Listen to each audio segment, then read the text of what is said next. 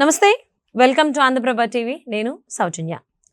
So Kumbh Mela ఎండింగ్కి వచ్చేసింది, కానీ చాలామంది వెళ్తున్నారు. అలానే సీనియర్ జర్నలిస్ట్ రవి తుంగుల గారు కూడా వెళ్ళడం జరిగింది విత్ ఫ్రెండ్స్ మహాకుంభమేళాకి.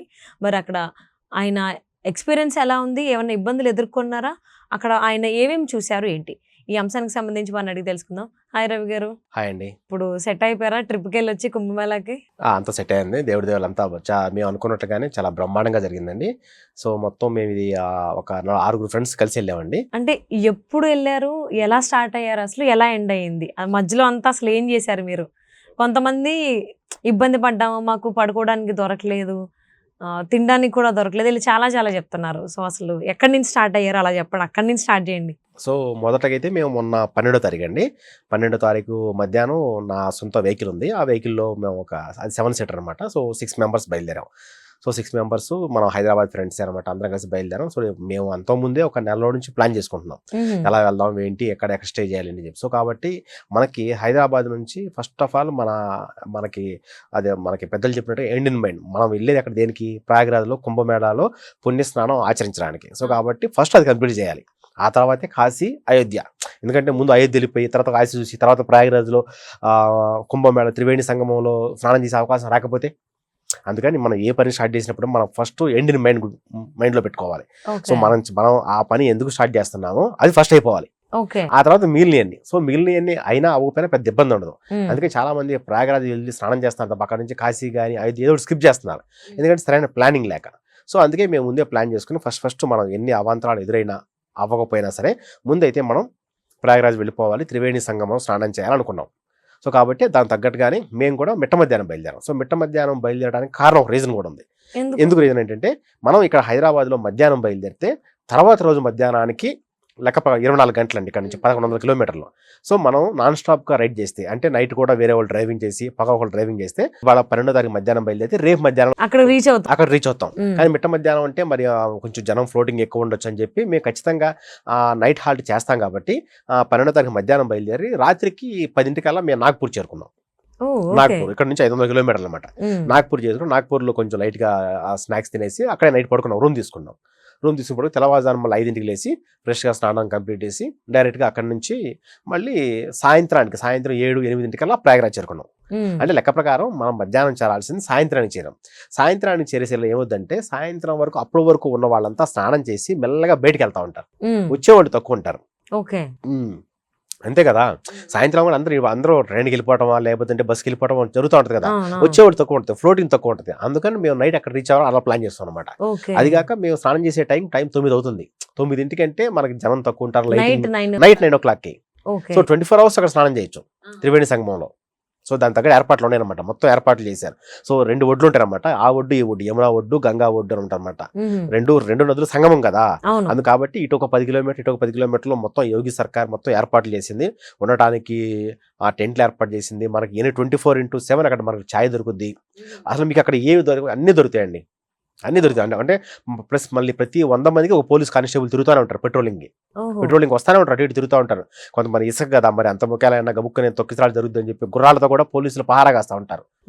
24 hours నడుస్తుంటే 24 hours ఫుల్ జనం ఉంటారు, పోలీసులు ఉంటారు, అందులో మనకు ప్రాబ్లం లేదు. సో కాబట్టి మేము రాత్రి 7:30-8 చేరుకున్నాం. చేరుకుని డైరెక్ట్గా కారు ఒక చోట పార్క్ చేసాం అన్నమాట. పార్కింగ్ ఏరియా ఉంది. అయితే ఏంటంటే త్రివేణి సంగమం కనీసం 3 కిలోమీటర్ల వరకు 2 వీలర్స్ కానీ 4 వీలర్స్ కానీ ఎలో చేయట్లా, అంటే మన సొంత వాహనాలు. సో కాబట్టి మనకు 3 kilometers దూరంలో కారు బండి పార్క్ చేసి, సో మనం స్నానం చేయాలి కాబట్టి దాని దగ్గర బట్టలు మార్చుకునేవి, మనం ఇడిచిన బట్టలు పెట్టుకోవడానికి ఒక చిన్న బ్యాగులు వేసుకుని మనం కట్టుకునే బట్టలు విధిసి పెట్టుకుని ఆ బ్యాగ్తో మేము నడుచుకుంటూ వచ్చేసాం. సో 3 kilometers కాబట్టి మేము నడుచుకుంటూ వచ్చేసామండి. అయితే చాలా మంది కొంచెం పెద్దవాళ్ళకి కూడా ఇబ్బందులు ఉంటాయని చెప్పి యోగి సర్కార్ ఏం చేసిందంటే, అక్కడ వాళ్ళ కోసం బ్యాటరీ వెహికల్స్ పెట్టింది. సో అంటే బ్యాటరీ డబ్బులకి అనమాట, మనం అంతా 50 రూపాయలు ఎంత ఇస్తే మనం త్రివేణి సంగమం ఘాటు దగ్గర వదిలేస్తారు. సో అక్కడ త్రివేణి సంగమం ఘాటు దగ్గర స్నానం చేయాలంటే అక్కడ చేయొచ్చు, లేదంటే కొంచెం ముందుకెళ్ళి ఆలియా ఘాట్ అని ఒకటి ఉంటుంది అనమాట, అక్కడ చేయొచ్చు. మొత్తం ఘాట్లే ఉంటాయి అన్నిటికీ. మనం దాని తగ్గట్టుగానే బ్యారికేడ్లు పెట్టారు, మనం ఎవరు కొట్టుకుపోకుండా పెట్టారు. ప్లస్ అక్కడే చిన్నగా మీకు పూజా సామాగ్రి అమ్ముతారు. అంటే ఇప్పుడు అక్కడికి వెళ్ళిన తర్వాత గంగమ్మకి హారతిస్తారు కదా, ఆ కర్పూరం బిళ్ళలు కానీ కుంకుమ కానీ చిన్న మనకి ప్రమిదలు వెలిగించిన ప్రమిదలు కానీ అన్ని అమ్మకాన్ని రెడీ పెట్టారు. అప్పుడు ఇసుక కదా, మరి కింద పెడితే మరి కిందంతా మన బట్టలు తడిచిపోతాయి కదా, దానికోసం షీట్లు కూడా అమ్ముతున్నారు అక్కడ. అప్పుడు రెడీమేడ్ ప్లాస్టిక్ షీట్స్ అనమాట. సో 10 రూపాయలు ఇచ్చి ప్లాస్టిక్ షీట్ కింద పరుచుకోవడం, మన బట్టలు అక్కడ పెట్టేయడం, మన బట్టలు ఇప్పేసి వెళ్ళి గంగలో 3 మునకలేసి ఇంకేమన్నా ప్రార్థన చేసుకొని వచ్చి మళ్ళీ మనం బట్టలు మార్చుకోవచ్చు అనమాట. సో అక్కడ బట్టలు మార్చుకోవడానికి కూడా లేడీస్ సపరేట్గా రూమ్స్ పెట్టారు. ఓకే. సో అందులో ప్రాబ్లం లేదండి.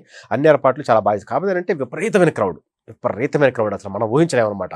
ఇక్కడ నుంచి మనకు 10 కిలోమీటర్ల ఉంటుంది, 10 కిలోమీటర్లు జనం ఉంటారు. 10 కిలోమీటర్ల వరకు జనం ఉంటారు. మన కనుచూపు మేరలో మొత్తం జనం తప్ప ఇంకా వేరెవ్వరు కనిపించరు. అంతమంది జనం ఉంటారు. అంతమంది కూడా చాలా నీట్గా చాలా ప్లాన్గా ఆర్గనైజ్ చేశారు. అంటే మన వచ్చే వాళ్ళ దారి వేరు, వెళ్ళిపోయే వాళ్ళ దారి వేరు, వీళ్ళకి వాళ్ళకి సంబంధం ఉండదు. దాంతోపాటు యోగి సర్కార్ ఇంకో ప్లాన్ ఏం చేసిందంటే, సో లోపలికి వచ్చే వాళ్ళకి అందరూ ఈ బ్యాటరీ వెహికల్స్ అంటే బరాయించగలరు లేదని చెప్పి 2 వీలర్స్ కూడా పెట్టింది. సో 2 వీలర్స్ కూడా మనిషికి ఎంత 50 రూపాయలు ఇస్తే వాళ్ళు తీసుకెళ్ళి ఒడ్డును దించుతున్నారు అనమాట. సో ఫర్ ఎగ్జాంపుల్ మీరు ఒక్కరే ఉన్నారు, ఇద్దరు ఉన్నారు, 2 వీలర్ మీరు తీసుకెళ్ళిపోవచ్చు అనమాట. అలాగా అక్కడికి తీసుకెళ్ళిపోవచ్చు. కానీ మేము నైట్ వెళ్ళాం కదా, మరి నైట్ వెళ్ళి స్నానం అయిపోయింది, అంతా అన్ని అయిపోయింది. మరి అక్కడ ఏం చేయాలి? సో అక్కడ మన కోసం టెంట్లు కట్టారు.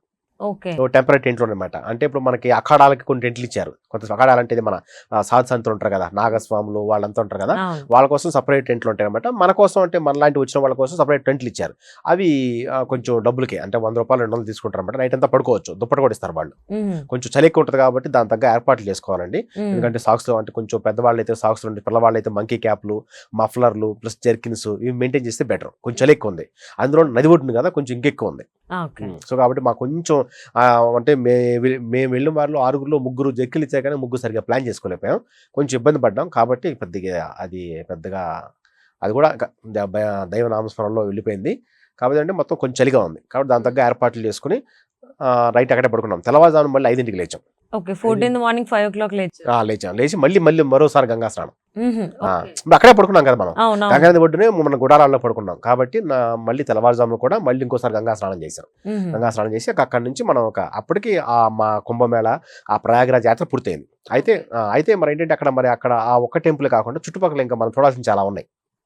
ఎగ్జాక్ట్ గా త్రివేణి సంగమానికి కేవలం కిలోమీటర్ దూరంలో అలోపి మాతా టెంపుల్ ఉంది.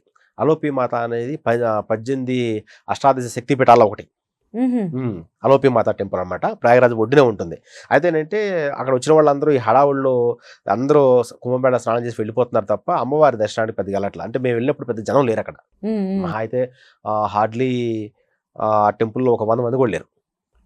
శక్తిపీఠం మళ్ళీ అదే మన వైపు శక్తిపీఠం అంటే ఎంతమంది జనం ఉంటారు తెలుసా? పెద్ద క్యూ ఉంటుంది అనమాట. కానీ అక్కడ మాత్రం పెద్దగా ఎవరు పట్టించుకోవట్లేదు. దాని తర్వాత అక్కడ అలోపి మాత అమ్మవారిని దర్శించుకున్నాం. అక్కడ నుంచి ఆ ప్రయాగరాజ్లోనే ఇంకొంచెం రైల్వే స్టేషన్కి అవతల బడే హనుమాన్ అని టెంపుల్ ఒకటి ఉంటుంది. అది కూడా చాలా ఫేమస్ టెంపులే. సో అక్కడికి వెళ్దాం నడుచుకుంటూ వెళ్ళాం. అయితే ఏంటంటే ఈ యోగి సర్కారు ట్రాఫిక్ జామ్ దృష్ట్యా అన్ని వన్ వే చేసేసింది అనమాట.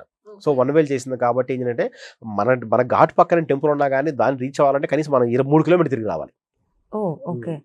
అంటే కొంతమంది మీరు అంటే బడే హనుమాన్ ఆ టెంపుల్ కంటే ముందు అసలు మనం స్నానం చేయడానికి వెళ్ళాలంటేనే ఒక 16 కిలోమీటర్లు 12 కిలోమీటర్లు నడవాల్సి వస్తుంది అనేటువంటి మాటలు కూడా లేదండి. అది రాంగ్ కాన్సెప్ట్. ఎందుకంటే నేను ప్రత్యక్షంగా వెళ్ళి చూశాను కాబట్టి చెప్తున్నాను. సో మేమైతే ఇప్పుడు ఇవాళ మధ్యాహ్నం బయలుదేరాం కదా, రేపు సాయంత్రం తర్వాత రోజు సాయంత్రానికి 7 గంటలకల్లా మేము ఘాటుకి కేవలం 3 కిలోమీటర్ల దూరంలో వెళ్ళిపోయామండి. కేవలం ఎక్కడ ట్రాఫిక్ జామ్ లేదు. అంటే మీరు వెళ్ళేదారా ఒకటి వచ్చేదారా ఒకటి? అవునండి. ఇక్కడ ఏంటంటే యోగి సర్కార్ చేసిన ఒక గొప్ప మాస్టర్ మైండ్ ఏంటంటే, ఎవరైతే ప్రయాగరాజ్ లోపలికి వస్తున్నారో వాళ్ళకి వచ్చే దారి వేరు, ఎవరైతే ప్రయాగరాజ్ నుంచి బయటకు వెళ్ళిపోతున్నారో వాళ్ళకి వెళ్ళే దారి వేరు. ఓకే. సో కాబట్టి ఏం చేస్తున్నారంటే ఇప్పుడు ఫర్ ఎగ్జాంపుల్ మీరు ఇవాళ నైట్ బయలుదేరారు అనుకోండి, రేపు నైట్కి ఇవాళ నైట్కి ప్రయాగరాజ్లో వెళ్ళాలనుకుంటే మాత్రం మీరు వాళ్ళు ఊరికి దూరంగా ఆపేస్తున్నారు. ఊరికి దూరంగా ఆపేసి మార్నింగ్ పూట వెళ్తున్నారు. సో మేము సాయంత్రం వెళ్ళిపోయాం కదా, కాబట్టి మేము ట్రాఫిక్ జామ్ లో ఇరుక్కోవాలా. సో ఇప్పుడు ఇవాళ మార్నింగ్ రీచ్ అవుతున్నారు, వాళ్ళకి ఇబ్బంది అవుతుంది. సో ఇది మేము తర్వాత రోజు అయోధ్య వెళ్ళినప్పుడు ఫేస్ చేసాం మేము ఈ ప్రాబ్లమ్ని. సో మేము కుంభమేళా వరకు మాకు ఎలాంటి ఇబ్బంది కలగాలి, ఎందుకంటే మేము రాత్రికి చేరుకున్నాం కాబట్టి పగలంతా ట్రాఫిక్ అంతా అంటే ఆఫీషియల్స్ ఉంటున్నారు, వాళ్ళంతా మొత్తం చూసుకుంటున్నారు కాబట్టి ఫ్లో ఉంది కాబట్టి ఎక్కడ ఆగలేదు. జస్ట్ కుంభమేళా అది త్రివేణి సంగమానికి కేవలం 3 కిలోమీటర్ల దూరంలో మా బండి పార్క్ చేసుకుని మేము హ్యాపీగా త్రివేణి సంగమం స్నానం చేసాం.